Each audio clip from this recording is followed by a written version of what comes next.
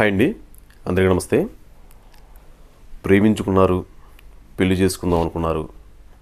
కానీ ఇంతలోనే ఆ యువకుడైతే చనిపోయాడు. ఆమెకి కోర్టు మరణశిక్ష విధించింది. ఈ ప్రేమలో ఈ క్రైమ్ సీన్ ఏంటి, అసలు ఇది ఎలా జరిగింది అనేది మనం ఈ వీడియోలో తెలుసుకుందాం. అంతకంటే ముందు మన ఛానల్ మొదటిసారిగా చూస్తున్న వాళ్ళు ఛానల్ సబ్స్క్రైబ్ చేసుకోండి. వీడియో నచ్చితే లైక్ చేయండి, షేర్ చేయండి, కామెంట్ చేయండి.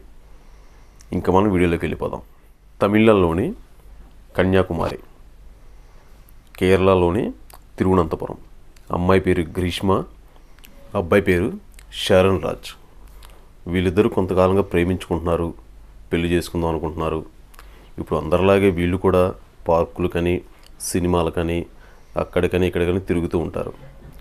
అయితే ఒక రోజు అనేది వచ్చింది, వీళ్ళు పెళ్లి చేసుకుందాం అనే విషయం వీళ్ళ పెద్దవాళ్ళకైతే ఇంట్లో చెప్దాం అనుకున్నారు. ఈ శరణ్ రాజ్ అనే అతను ఎవరైతే ఉన్నాడో అతను వాళ్ళ ఇంట్లో అయితే చెప్పాడు.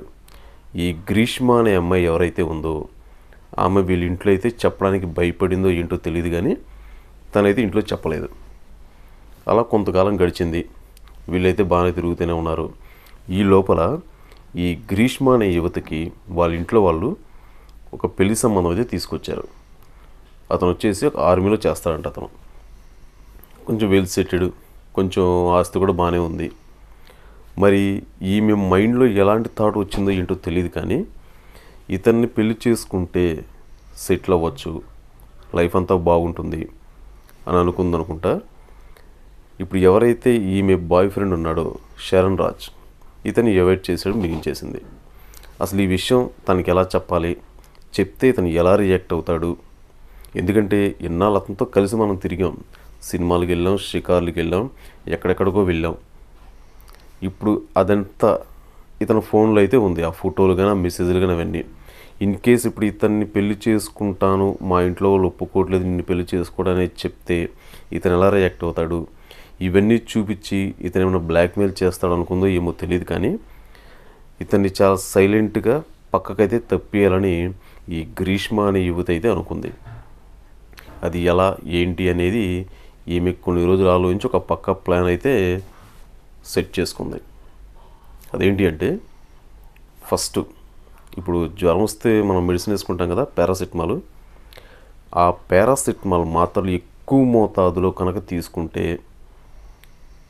ప్రాణం పోతుంది అనేది ఈమె ఎక్కడో మొత్తానికి సెర్చ్లో తెలిసింది. ఇంక ఈమె వాటర్లో కలిపి అతని చేత అవి తాపించాలని చూసింది, కానీ అవి చేదుగా ఉండటం వల్ల అతనైతే తాగలేదు.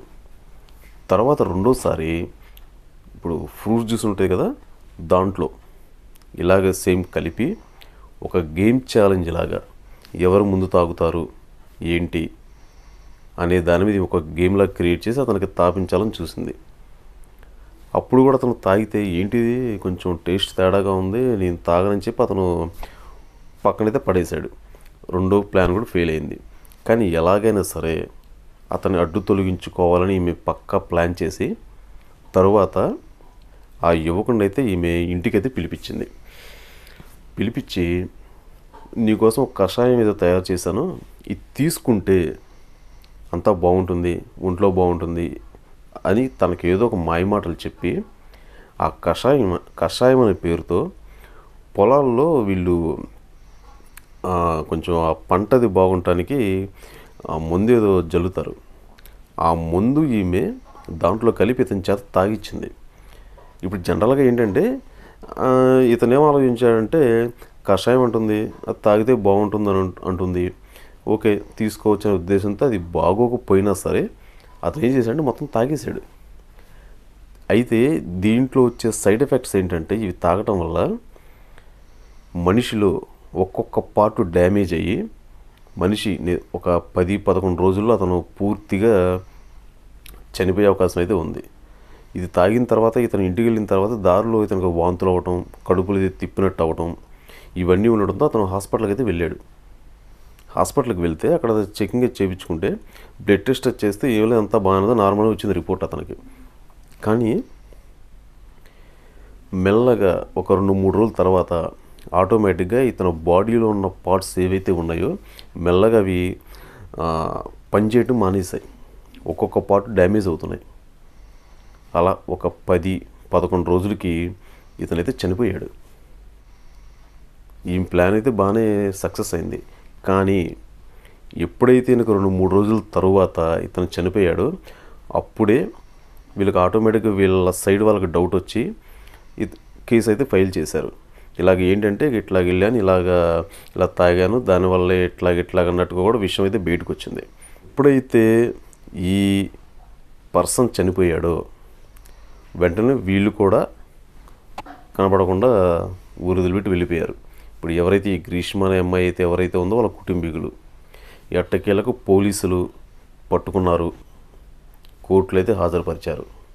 అక్కడ జడ్జి గారు ఏమైనా ఒకటే క్వశ్చన్ అడిగారంట, ఏమో నువ్వు అతన్ని 3 సార్లు నువ్వు అతన్ని ఇలాగ చంపడానికి ట్రై చేశావు, అసలు నీకు ఇదేం తప్పు అనిపించలేదా అని. అయితే ఆమె వర్షంలో తను ఏం చెప్పిందంటే, లేదన్నా ఇలా బ్లాక్మెయిల్ చేయబోయాడు, ఇట్లా నాకు పెళ్లి కుదిరిందని తెలిసి కూడా నన్ను ఇట్లాగా చేయబడని ఆమె వర్షంలో ఆమె ఏదో చెప్పుకొచ్చింది. అయితే తనకేదో రిలీఫ్ దొరుకుతుంది, తన మీద ఎలాంటి కేసు ఉండదని నాకు భావించింది. కానీ నెక్స్ట్ డే రోజు జడ్జి గారు ఒక సంచలనమైన తీర్పు అయితే ఇచ్చారు. ఆమెకి ఉరి శిక్ష అయితే విధించారు. ఈ స్టోరీ అంతా 2 సంవత్సరాల క్రితం జరిగింది. ఇప్పుడు రీసెంట్గా 2 సంవత్సరాల తర్వాత ఆమెకి ఈ కేసులో ఉరి శిక్ష అయితే ఖరారైంది. ఎందుకంటే ఒక మనిషిని 1 కాదు 2 సార్లు కాదు 3 సార్లు ఆమె చంపడానికి ట్రై చేస్తే అసలు ఈమె క్యారెక్టర్ ఏంటి, ఈమె బ్యాక్గ్రౌండ్ ఏంటో చూడలేదు వాళ్ళు. ఆమె ఎంత క్రూరంగా ఆలోచించింది అనే దాని మీదే అక్కడ విషయం అయితే వచ్చింది. ఈమె మేనమామ ఆయన కూడా ఈమెకి సహకరించాడంట. అది కూడా రుజువు అవడంతో ఆయనకి కూడా ఒక 5 సంవత్సరాలేమో శిక్ష అయితే వేశారు. ఇందులో వాళ్ళ మదర్ని కూడా ఇన్వాల్వ్ చేశారు. వాళ్ళ మదరు దీంట్లో ఉన్నట్టుగా సరైన సాక్ష్యాలు లేకపోవడంతో ఆమెనైతే వదిలేశారు. ఈమెకైతే ఉరి శిక్ష అయితే విధించారు.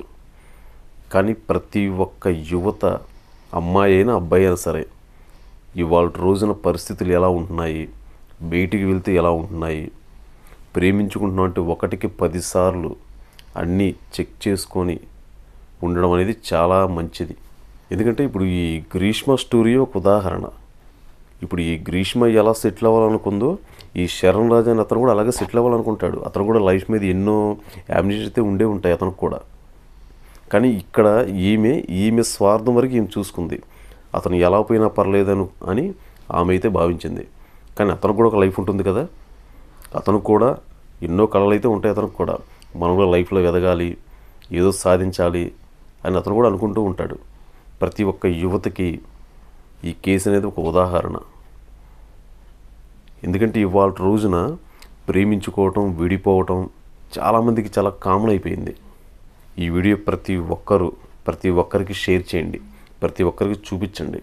ప్రతి ఒక్క యువతకి ఈ వీడియో చూపించండి. ఇప్పుడు ఎవరైతే ఈ శరణ్ రాజ్ చనిపోయాడో వాళ్ళ తల్లిదండ్రులు కూడా ఈమె తల్లిని వదిలేయటం కూడా వీళ్ళకి ఇష్టం లేదు. ఆమెను వదిలేయటం కూడా సరైన సాక్ష్యాధారాలు లేకపోవడం వల్ల కోర్టు అయితే ఆమెను వదిలేసింది. ఆమెకు కూడా తగిన శిక్ష విధించాలని చెప్పి వీళ్ళైతే అనుకుంటున్నారు. Thank you.